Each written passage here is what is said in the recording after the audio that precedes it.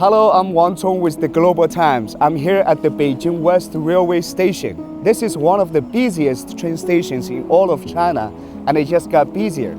That's right, China has officially started Chunyun, the annual travel rush for the Chinese Lunar New Year. It's that time of the year when the Chinese people step back from whatever they do and head home for the family reunions. Often described as the largest human migration on the planet, Chunyun is a very unique social and economic phenomenon in China, and it also provides a great window into the Chinese society and the economy. So what does this year's Chunyun look like? And what does it mean for the Chinese economy? For more on that, welcome to the first edition of Decoding China.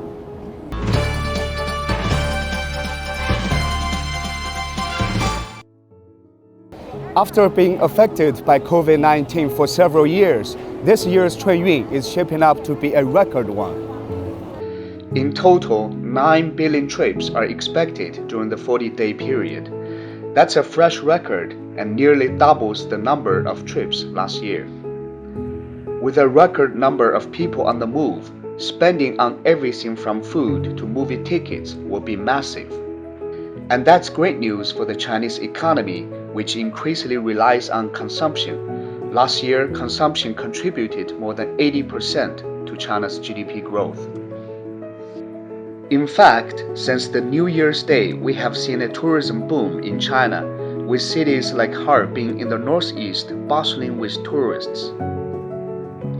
And thanks to a great start to the year, some economists are already forecasting a GDP growth rate of 5% this year, even though downward pressure remains, if not intensifies. Beyond the growth in the number of journeys, travel during Chunyun has changed a lot also, and it serves as a microcosm of how the Chinese economy evolved. In the past, travel during Chunyun can be hectic. People had to camp out all night to buy a train ticket, and the slow-moving green-colored trains were so packed that people could barely move around. Some even missed family reunions because they couldn't get a ticket. But those days are long gone. Nowadays, people buy tickets on their smartphones with their fingertips, and they have plenty of travel options: high-speed trains, airplanes, and cars, all thanks to the country's massive and modern infrastructure network. It's foreseeable that Chunyun will continue to evolve along with the Chinese economy. What will unlikely change, however, is the spirit of the Chinese people that made Chunyun a global phenomenon and China the global story of 21st century.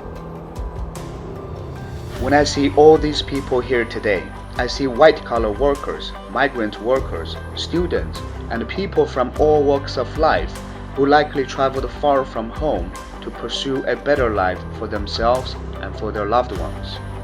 The past year may have been smooth for some and tough for others, but they're all now going home to usher in the year of the dragon in high spirits.